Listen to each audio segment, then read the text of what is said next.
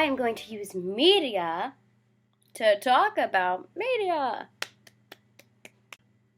So we're exposed to media all the time, every day, in mass quantities, and that's definitely affected by peer validation online, but also specifically affecting body image, self-esteem, and consumerism.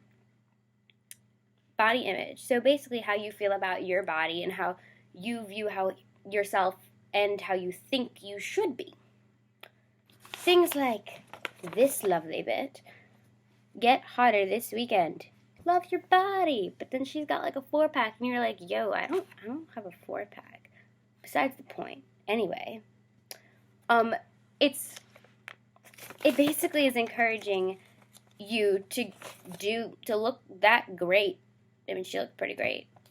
And I think there's nothing wrong with looking good. I mean, it's cool to look great, but it's also, you shouldn't feel the need to compare yourself. But if you're exposed to these images all the time, then you start to wonder, you start to compare yourself and to this perfect ideal that's seen everywhere. And it's, and also with like the fact that we have social media and we've got smartphones, so like we're exposed to these images all the time. And in fact, a survey from socialmediaweek.org revealed that a typical teenager is exposed to 10 hours and 45 minutes of media exposure through all platforms. So that's like billboards, TV, magazines, Twitter, Facebook, Pinterest, crap, yeah.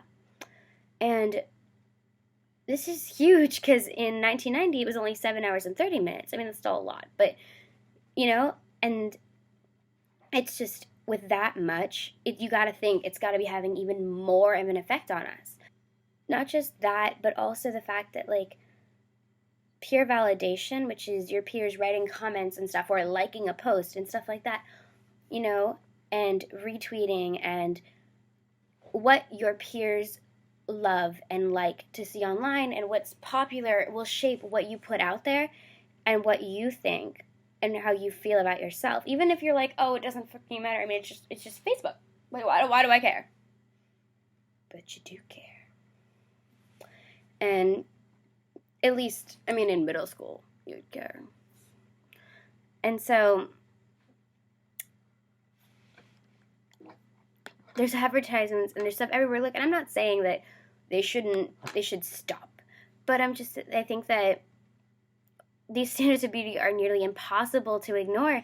And those who have the ideal body, society places upon a pedestal, which can cause adolescents to aspire to look like these people. These images are a symbol of perfection, beauty, and health that everyone wants to match. Whether or not you're like, yeah, no, I don't care. It's like, secretly you're like, I care just like a tiny little bit.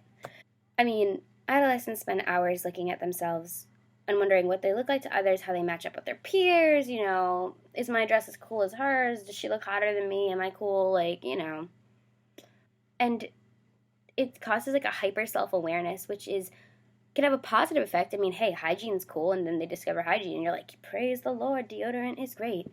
Also can cause them to feel insecure and affects their self-esteem and body image, and also their materialism, which is kind of like, they're like hauls where they buy all this stuff and just like throw it out and they're like, look what I bought. And they literally spend like 10 minutes telling you, look at my phone, look what I bought. Like, and then I bought this eyelash curler and it's great.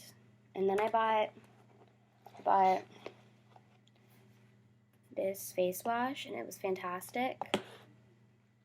And then I saw this show and it was great.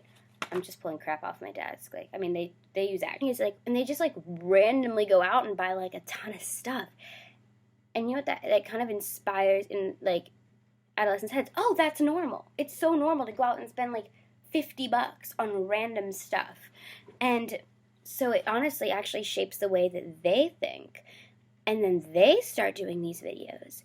And then they start, putting more of an emphasis on the way they look, because these beauty gurus are put on such a pedestal and their peers are like commenting like, oh my god, she's great, and like, but they also can experience a lot of crap because they're women, The comments posted on various YouTube beauty gurus videos delivered disappointingly little more than vapid confirmations of the thinness, big-eyedness, and cuteness or general corporate trendiness of the much revealed holler. And if you read through these comments and this constant praise of, like, for these girls that look practically perfect, you know, it can make you question your appearance, your style, and your personal, like, vibe and how you feel like you can rock it out. Because everyone likes her, and what she's doing is cool, and so why not play it safe, and why not be like her? Basically, what the main point I'm trying to make is this. We're exposed to these images, also infected kind of the way we view ourselves and each other, especially online, and the way we interact with each other.